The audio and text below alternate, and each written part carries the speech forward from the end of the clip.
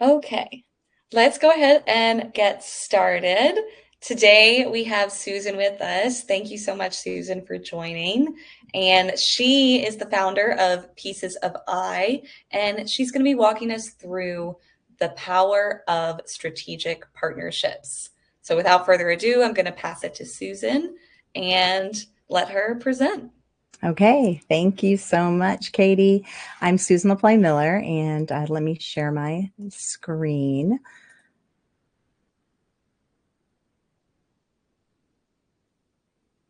Got it. Okay, so the power of strategic partnerships. Let's see.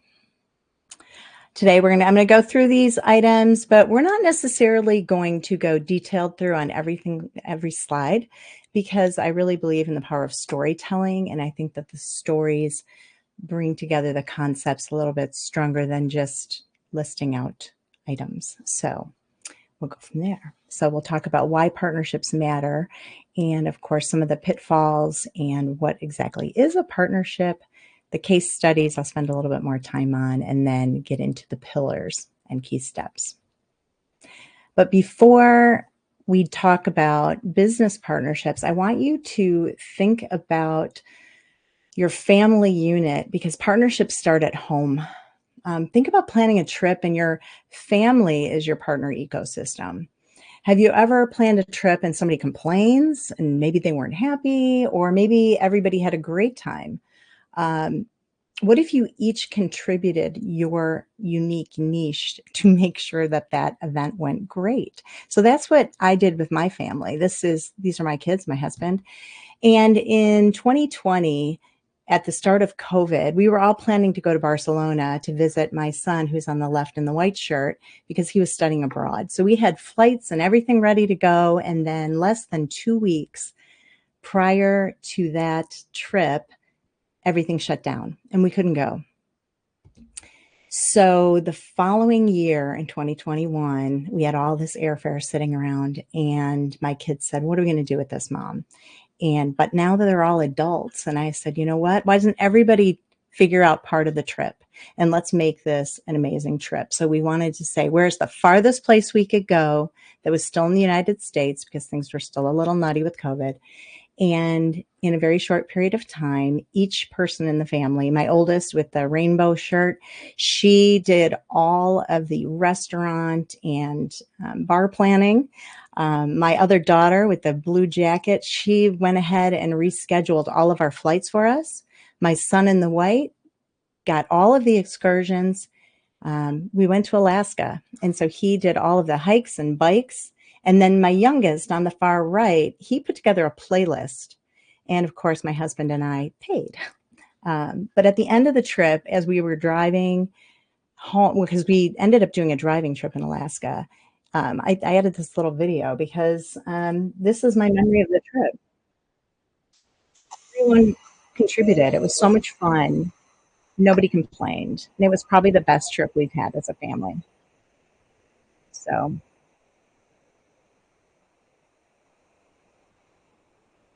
that's where partnerships start for me. Yep. Then I want to say partnerships continue in teams within your company. Taking the concept within your own company. When I worked at Motorola, one of my first jobs out of college, I worked in the supply chain team. And I had to plan parts and materials for the factory. In that, when I walked out to the factory floor, they were like, "What are you doing out here? You're the office people. Office people don't come out to the floor." But by coming out onto the floor, I wanted to know what each person did, what their needs were of me as their supplier, because they were ultimately my internal customer. And we ended up working so well together once we built our trust and communication about what did they need from me, what did I need from them. We had zero delinquencies. on a multi-billion-dollar contract to Japan with the turns and ups and downs of the industry. And that was because we valued one another as suppliers and customers, and we listened and we had respect, and we tied in with the values of our internal team. And teams are partnerships. So you might already have figured it out. I'm the mother of 4. I'm the youngest of 6. I'm also a speaker, an author, and a poet living in the Chicagoland area. Partnership consultant. And my mantra is know your value, live your values, because that infuses into everything we do as individuals and as employees and as friends. Why do partnerships matter? Businesses thrive when they collaborate. So partnerships allow brands to combine reputations, audiences, and values to create unique, trusted offerings that reach more customers, boost loyalty, and increase revenue. And actually, your customers, if you do a partnership well, your customers will actually enjoy the partnership experience because you're bringing your best with your partnerships and you're making your life easier for the ultimate customer. I put a couple stats on here. Companies also use partnerships to acquire new customers. So if I partner with somebody and we have the same target market, I already have an existing customer base. They have an existing customer base, but together we can acquire new customers and satisfy those customers in a more thorough way. But without a strategy, partnerships can fail or drain resources. So some of the benefits, of course, like I just mentioned, you can expand your reach, you can add value for your existing customers and develop your brand. And what I like to say is do what you do best and partner for the rest. If there were more people on this call, I would say, what is your biggest challenge in partnerships? And put that in the chat. A lot of people have found these to be some of their greater challenges in partnerships. Some of the common pitfalls. When partnerships lack structure, even the best intentions can fail. So without clear goals, communication, and a long-term focus, it becomes hard to measure the impact or even know if the partnership's working at all. This can lead to inefficiency and ineffectiveness and not getting anything done. Most, especially in the entrepreneurial world, most companies are stretched on their resources, both with people and money. And so you don't want to waste any of that. Spending time on a partnership that's not structured properly. Some people get into, I put logo collections at the bottom. Don't get into the habit of just collecting logos and throwing them on your website, especially when you start picking up larger companies' logos, because they can ding you for trademark infringement. It doesn't happen all the time, but there are some out there that will do that. And in addition, brand inconsistency can be an issue. So be selective in who you choose as your partner and make sure there's that alignment of your goals and your values especially. So what is a strategic partnership? It's not just a handshake. It's a thoughtful, mutual commitment to achieving more together than either organization can do on their own. It takes alignment, structure, and a shared purpose to truly unlock the value. Our focus today, I bolded out the types of partnerships. There's many types: integration, technology, financial, marketing, and supply. I'm going to focus a little bit on integration and marketing for the case studies that I'm going to go through.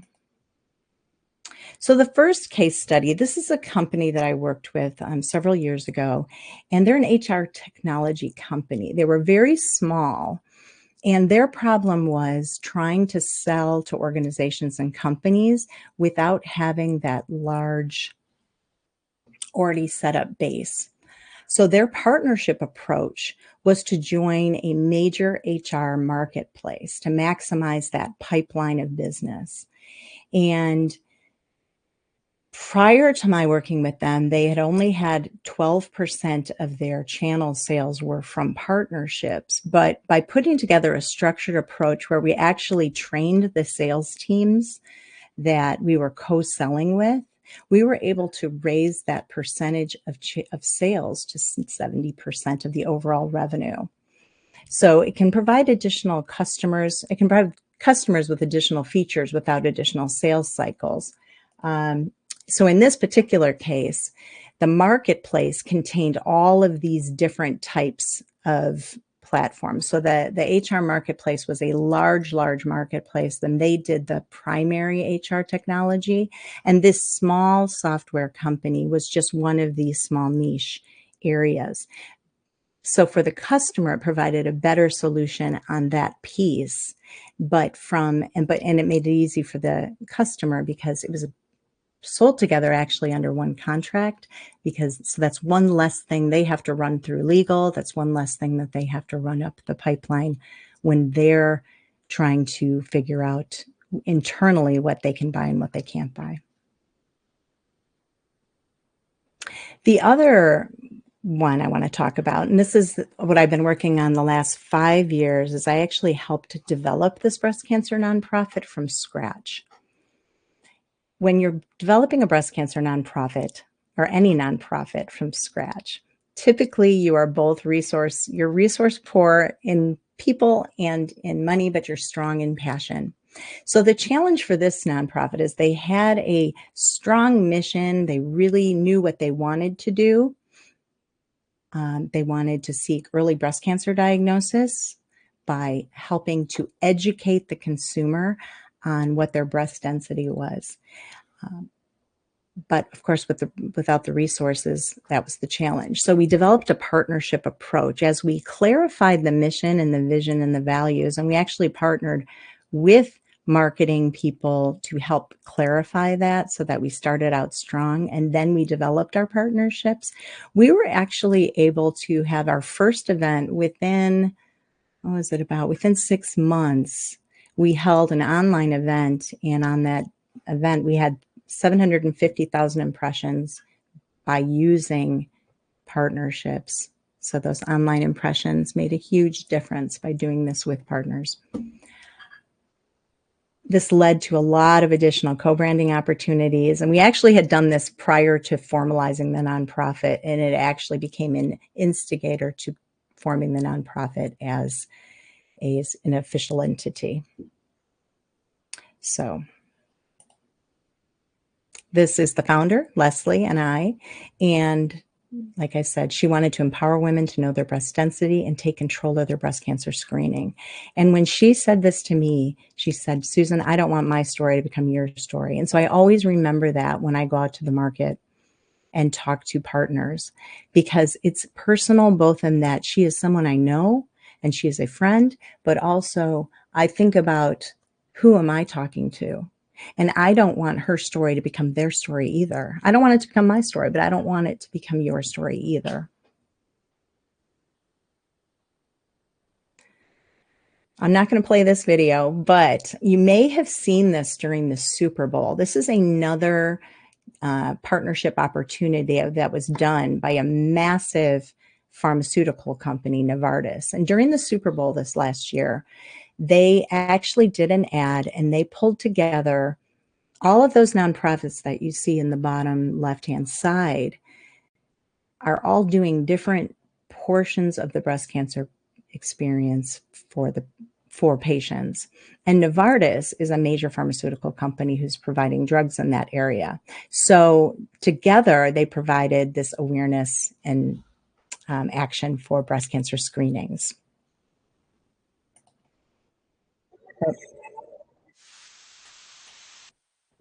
Okay.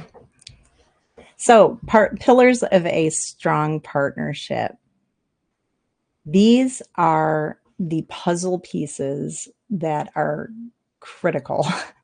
Remove one and the partnership won't hold. So you need this alignment of mission, values, and strategic goals, and the trust and communication piece, transparency, regular check-ins. This is really critical element for a partnership that's going to work well. I'm going to go through each of these. Measurement and adaptation is next, with defining success and tracking progress, but then the value exchange as well, each partner contributing something. So the first step, of course, in any partnership experience would be the alignment piece and building a strong strategy together. So you want to identify those right partners with their mission, their goals, their audience fit, and you really need to do your research here to make sure there is that alignment. And then you need to define what the expectations are right up front so that you're both, just like in that trip that I planned with my kids, when everybody's a part of it and they understand what their role is, the whole experience ends up better. And then develop that communication plan of meetings and reports and feedback loops so that you have that functional partnership, and then set those measurable goals and track your performance. So what gets measured, gets managed is the term that I seem to remember. You want to foster that long-term collaboration, not just transactional deals, because in that process, you're going to do your tiering. You're going to see, where am I going to spend my time? You're not going to want to spend your time, if you have 100 partnerships and you have one person managing them, you can't spread one person across 100 if they're all tier one. So you can go ahead and tier them and decide where you're going to spend your time, but then make sure that that communication is set in this stage.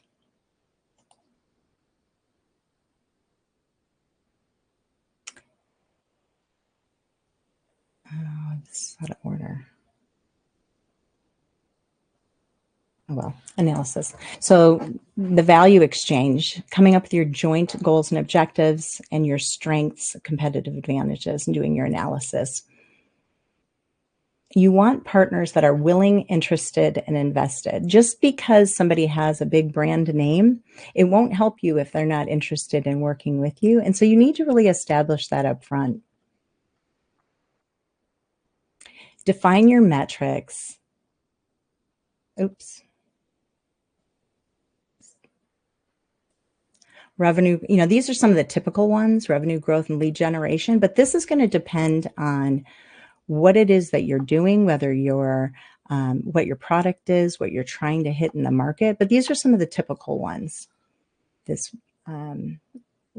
If customer retention is one of them, versus getting a message out.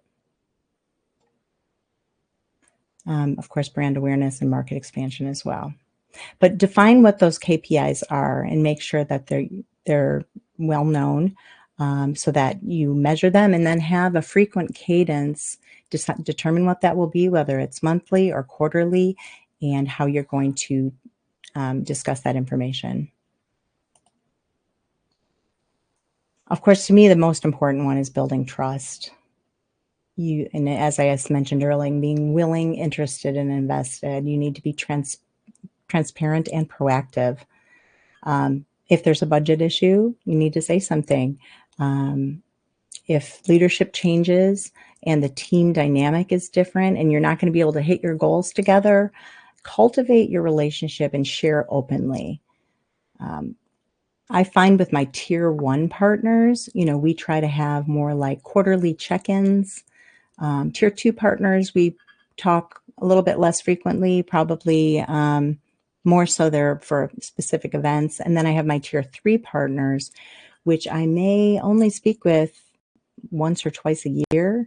We might communicate, but develop whatever that communication loop is going to be and make sure that you communicate often. So as you think about your own business, if one partnership came to mind just now, I want you to write it down and then take action over the next week to see what can evolve. Or where is something in your own business where you feel like you have a gap that a partnership might be able to fill or help you bolster to meet your business plan? And these partnerships can change based on what product you're launching or what service. So you need to be adaptable as well as your partners, and it's a win-win. So they need to get something out of the deal as well. So you need to be attentive to what their plans are in the marketplace. Some of the common challenges, of course, are when you have that misalignment. And this is why it's important to revisit your goals regularly with those strategic partners. A lack of ROI can be a common challenge. And this is, once again, tracking those KPIs. Communication gaps is probably the largest problem because people end up kind of going their own way. They might sign an MOU and they might go ahead and do the business of creating the partnership, but then they just plain stop communicating. And so then nothing gets done. And then build for that long-term value to get out of the short-term mindset. So some of the takeaways here are strategic partners require intention and structure to succeed. Strong partnerships drive growth, innovation, and loyalty. And I need you to begin today by identifying that one opportunity to explore further, because that is how you're going to grow without necessarily having to hire more people on your own team. Sometimes we have to hire, sometimes we simply partner, and we can come across with the same goal in a more efficient way. So if you need help with your partnerships, I do partnership assessments, team workshops, fractional support, and then I also do conference preparation and engagement to help you get through successfully on your next conference so that you walk away with the right partners that will grow your business. If there's any questions, next steps would be for me, stay connected. I'm on LinkedIn. You can subscribe to my newsletter. And then also there's a partner strategy checklist. If you zoom that QR code, that'll just give you a basic checklist to start your partnership journey. And that's it. Are there any questions? I'm not seeing any in the chat, but we'll give it a couple minutes. That was great, Susan. Thank you so much. Yeah, thanks. It's a fun way to kind of combine the different aspects of my previous jobs. Yeah. So I worked in supply chain and then product and partnership management. And I just find that partnerships brings it all together. It takes the team experience, but then takes it outside your business. And it really can be a way to catapult things.